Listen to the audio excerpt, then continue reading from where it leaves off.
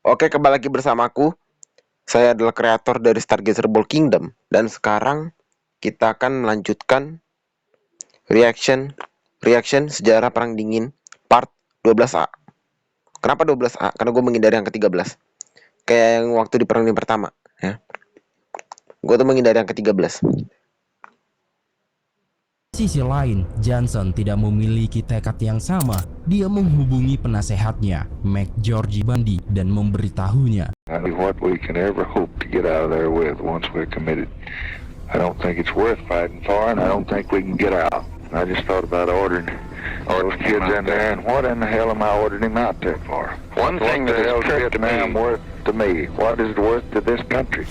Percakapan ini memperlihatkan Johnson sebagai pemimpin yang terjebak antara tekanan politik, tuntutan ideologi perang dingin, dan keraguan pribadi. Meskipun ia melanjutkan kebijakan perang di Vietnam, dialog ini mencerminkan rasa frustasi dan ketidakpastian tentang arah yang diambil.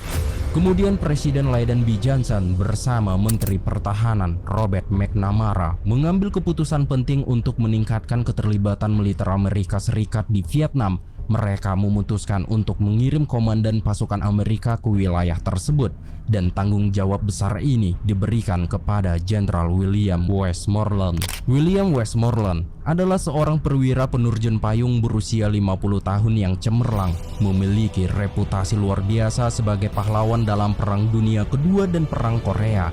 Dengan pengalaman dan kepimpinannya yang telah teruji, ia diberikan misi yang sangat krusial, menyelamatkan Vietnam Selatan yang saat itu berada di ambang kehancuran akibat tekanan dari Viet Cong dan pasukan Vietnam Utara. Pada bulan Juni 1964, William tiba di Vietnam Selatan, sebuah wilayah yang tengah dilanda ketegangan luar biasa. Disinilah William menyadari bahwa situasi di Vietnam Selatan jauh lebih kompleks dari yang dibayangkan sebelumnya. Setelah menggali lebih dalam lagi tentang konflik Vietnam Selatan, membuat orang-orang Amerika mulai yakin bahwa komunis Vietnam Utara sudah dekat untuk menguasai Vietnam Selatan. Namun Amerika Serikat menghadapi kesulitan hukum dan diplomatik untuk melawan Vietnam Utara secara langsung. Konstitusi Amerika membutuhkan alasan yang jelas untuk bisa terlibat perang secara langsung melawan Vietnam Utara. Maka dari itu, untuk membangun legitimasi intervensi langsung, militer Amerika mulai mengambil langkah strategis, dan pada tanggal 2 Agustus 1964, armada Angkatan Laut Amerika Serikat dikerahkan ke dekat perairan Vietnam Utara, khususnya di Teluk Tonkin, sebuah kawasan yang sensitif secara geopolitik. Kehadiran kapal-kapal perang ini bukan hanya untuk menunjukkan kekuatan, tetapi juga untuk memprovokasi reaksi dari pihak Vietnam Utara yang dapat dijadikan alasan bagi eskalasi militer. Dan disinilah awal mula Amerika masuk sepenuhnya ke dalam perang Vietnam, di mana pada saat kapal perang USS Maddox yang sedang berlayar di Teluk Tonkin mendapat serangan dari pasukan Vietnam Utara. Insiden ini dimanfaatkan oleh Presiden Johnson untuk meminta persetujuan dari Kongres Amerika Serikat. Hasilnya adalah resolusi Teluk Tonkin yang memberikan Presiden wewenang penuh untuk mengambil tindakan militer di Vietnam tanpa deklarasi perang resmi. Insiden Teluk Tonkin mengejutkan Ho Chi Minh, pemimpin Vietnam Utara. Ia terkejut mendengar laporan bahwa pasukan angkatan lautnya diduga menyerang armada Amerika di Teluk Tonkin. Ho Chi Minh mulai mempertanyakan siapa yang memberi perintah dalam penyerangan tersebut, mengingat tindakan semacam itu bisa memicu eskalasi besar-besaran dari pihak Amerika. Saat dalam penyelidikan, tidak ada satu orang pun yang tahu siapa yang memberi perintah dalam penyerangan tersebut. Bahkan orang-orang Vietnam tidak bisa mengambil keputusan tentang siapa orang di balik semua ini. Namun banyak dari orang Vietnam bahwa penyerangan itu dipimpin oleh Ly Duan. Setelah diskusi yang cukup mendalam dengan para penasehatnya, Presiden Lyndon B. Johnson akhirnya mengumumkan bahwa Amerika Serikat akan sepenuhnya terlibat dalam perang Vietnam. Dalam pidato yang disampaikan di hadapan rakyat Amerika, Johnson menjelaskan bahwa langkah ini diambil untuk memenuhi komitmen Amerika dalam membantu Vietnam Selatan menghadapi ancaman dari Vietnam Utara dan komunis. Aggression by terror against the peaceful villagers of South Vietnam has now been joined by open aggression on the high seas against the United States of America. Yet our response for the present will be limited and fitting. We Americans know, although others appear to forget, the risk of spreading conflict. We still seek no wider war. Setelah pidato Presiden Lyndon B. Johnson, barulah untuk pertama kalinya pasukan udara Amerika menjatuhkan bom di Vietnam Utara. Wush.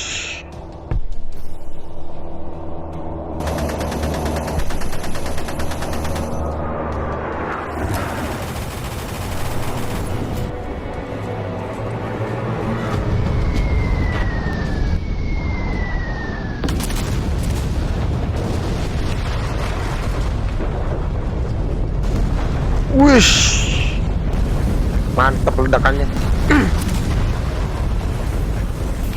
Saat melakukan Meskipun pengeboman, salah ini satu agak Scott bom pasukan atom ya. udara Amerika mendapat tembakan serius sehingga pilot Amerika ini berhasil ditangkap dan akan diserahkan ke militer Vietnam Utara. Pada saat yang sama, Cina juga meningkatkan retorika anti-Amerika dengan menggunakan simbol-simbol seperti Paman Sam yang merupakan gambaran karikatural dari Amerika Serikat sebagai sasaran kecaman. Paman Sam sering digunakan dalam propaganda Cina untuk menggambarkan Amerika sebagai agresor imperialistik yang mencoba mendominasi dunia, termasuk Asia.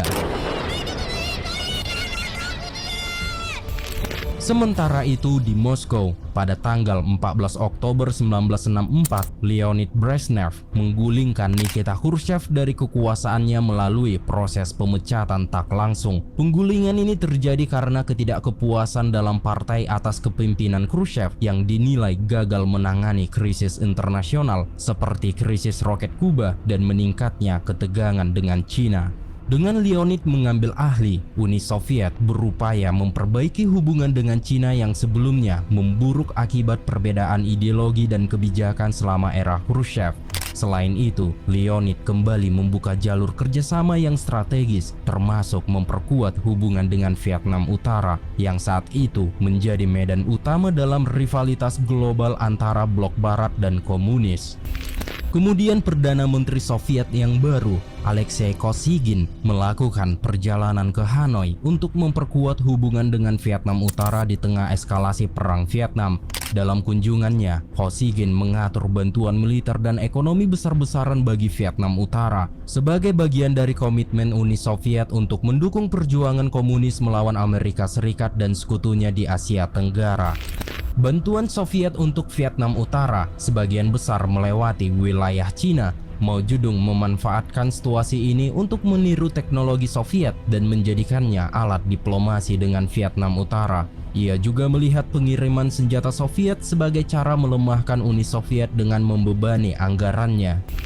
Sementara itu di Hanoi, Li Duan dan para prajuritnya memutuskan untuk mempercepat upaya memenangkan perjuangan di selatan sebelum Amerika Serikat meningkatkan kehadirannya dengan mengirim pasukan tempur. Dan untuk pertama kalinya, Hanoi mulai mengirim pasukan militer Vietnam Utara ke selatan melalui jalur yang mereka buka dari hutan Laos. Pasukan ini memiliki misi utama untuk menghancurkan pangkalan Bien Hoa yang merupakan pangkalan udara utama pasukan Amerika Serikat dan Vietnam Selatan. This is Bien Hoa Air Base, the biggest in South Vietnam, hours after being hit by a communist mortar barrage.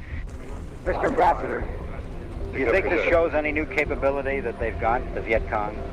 I would simply say they've never done this before. Atas serangan yang sudah dilakukan pasukan Vietnam Utara menewaskan 5 pasukan Amerika dan 30 pasukan terluka parah serta menghancurkan 5 pesawat pengebom B-57.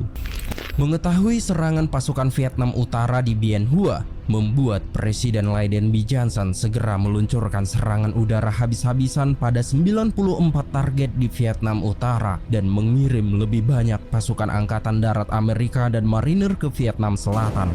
Maka dari itu, Angkatan Udara Amerika mulai melakukan penyerangan terhadap jalur Ho Chi Minh dan Laos. Namun serangan ini adalah serangan bertahap.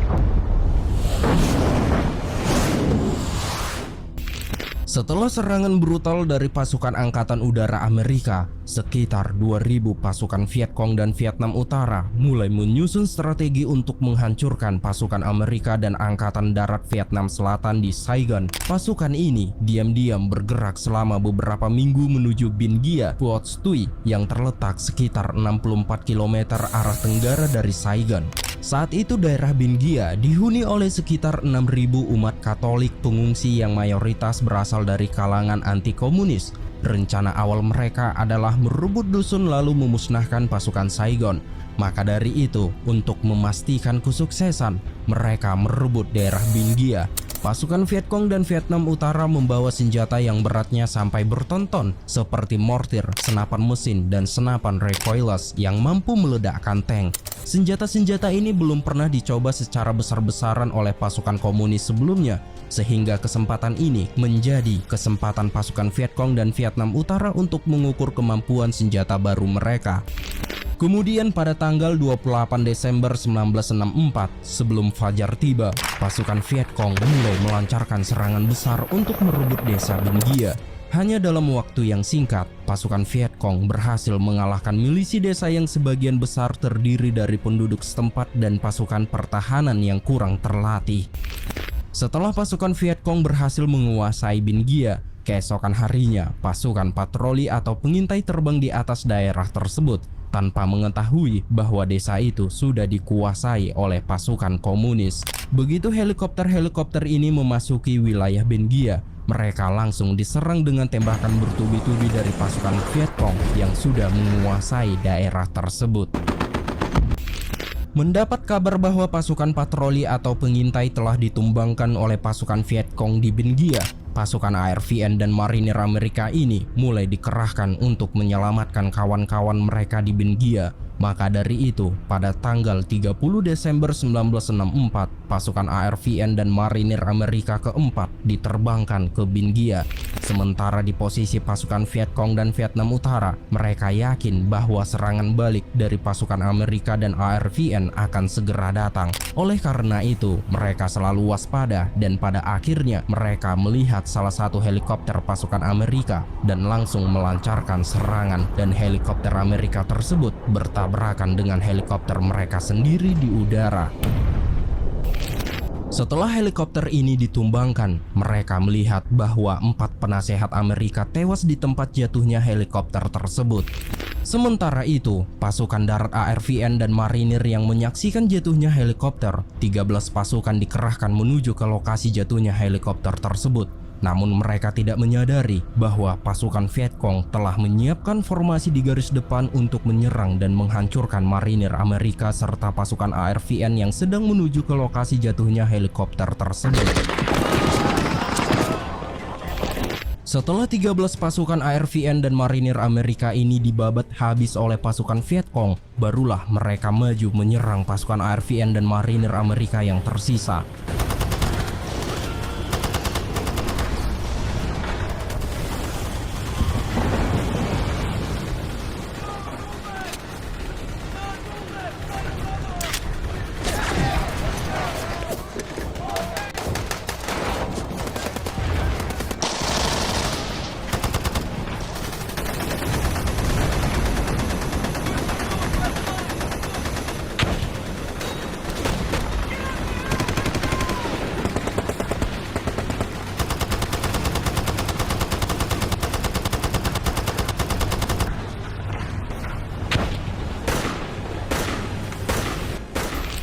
Pertempuran sengit yang terus berlangsung akhirnya memaksa pasukan Vietcong untuk mundur.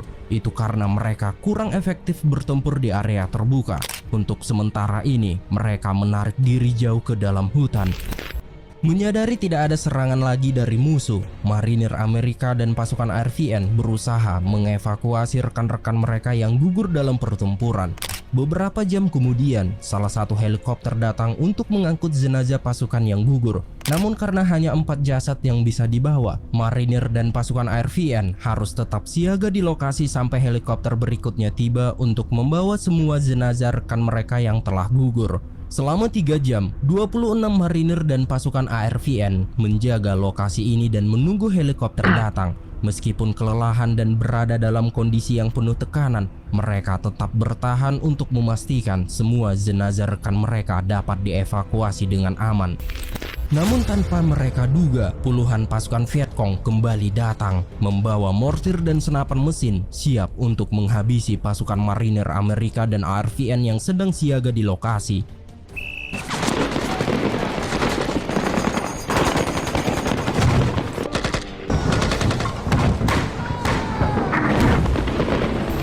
Di tengah serangan brutal dari pasukan Vietcong, marinir Amerika dan pasukan ARVN berusaha untuk bertahan. Namun saat serangan datang dari berbagai arah, mereka mulai menyadari bahwa pasukan Vietcong telah menyebar dan mengepung mereka.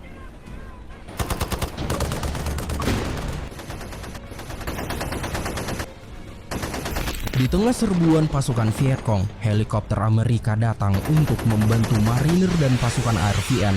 Namun bantuan ini hanya untuk mengulur waktu agar marinir dan pasukan ARVN mendapat kesempatan untuk melarikan diri dari lokasi mereka. Maka dari itu, 26 marinir dan pasukan ARVN mulai mencoba melarikan diri dari serangan brutal pasukan Vietcong. Namun hanya 11 yang berhasil selamat dari serangan tersebut. Salah satunya adalah seorang pasukan ARVN bernama Toan yang kisah hidupnya kini menjadi cerita tentang keberanian dan ketahanan di tengah situasi yang sangat berbahaya. We are surrounded and they keep coming. I was shot the first shot right here, and then the second shot was right here. The AK-47 put through right here, make a big hole like this. But I still keep fighting. I don't feel any pain at all. I don't have time to think about it. What we did was we tried to get out. 26 of us broke through. 11 ultimately made it. I play that, and they come in and they kick my body in. One bullet will get through right here, and I suddenly feel, oh, I'm still alive, no problem. So I'm just still playing that, and then they move back and they withdraw. Kemenangan pasukan komunis Vietnam Utara di Binh Gia membuat Ho Chi Minh sangat gembira. Ditambah lagi dengan mengingat kemenangan di pertempuran Dien Bien Phu dan pertempuran At Bac di tahun yang lalu, semakin menguat keyakinannya bahwa perjuangan komunis Vietnam. Refreshing our old memories with AI Photo Restore.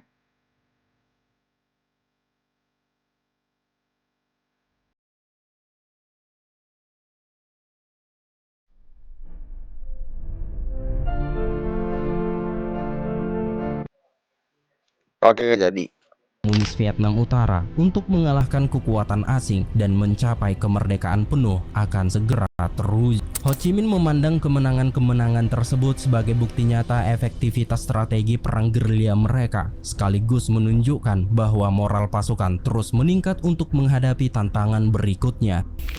26 hari setelah pertempuran Binh Gia berakhir, pasukan Vietcong yang semakin kuat dan terus dilengkapi dengan senjata modern mulai bergerak. Mereka membabat habis setiap perlawanan yang menghadang di depan mereka. Sementara itu, Presiden Lyndon B. Johnson mulai khawatir dengan situasi Vietnam Selatan yang kini telah diambang kehancuran. Maka dari itu, Johnson perlu bertindak cepat untuk mengerahkan semua kekuatan Amerika di Vietnam Selatan. Ditambah lagi dengan berita bahwa pasukan Vietcong telah menyerang pangkalan helikopter di Pleiku dan menewaskan 8 penasehat Amerika dan melukai lebih dari 100 orang lainnya. Approximately 24 hours ago, the first attack in Setelah diskusi cukup dalam tentang pengoboman wilayah Vietnam Utara, Johnson sangat ingin melancarkan pengoboman tersebut.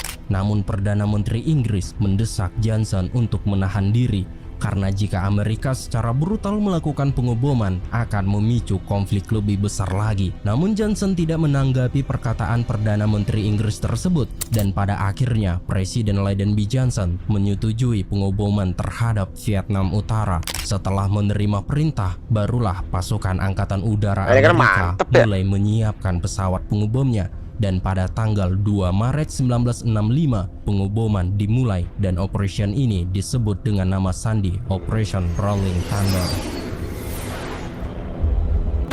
Luar.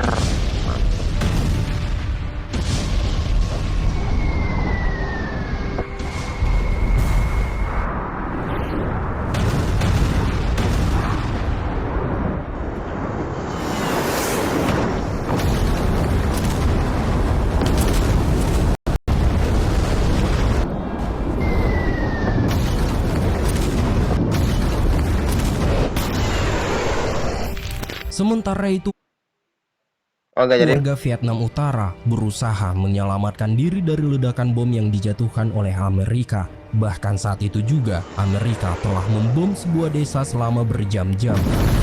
Wush.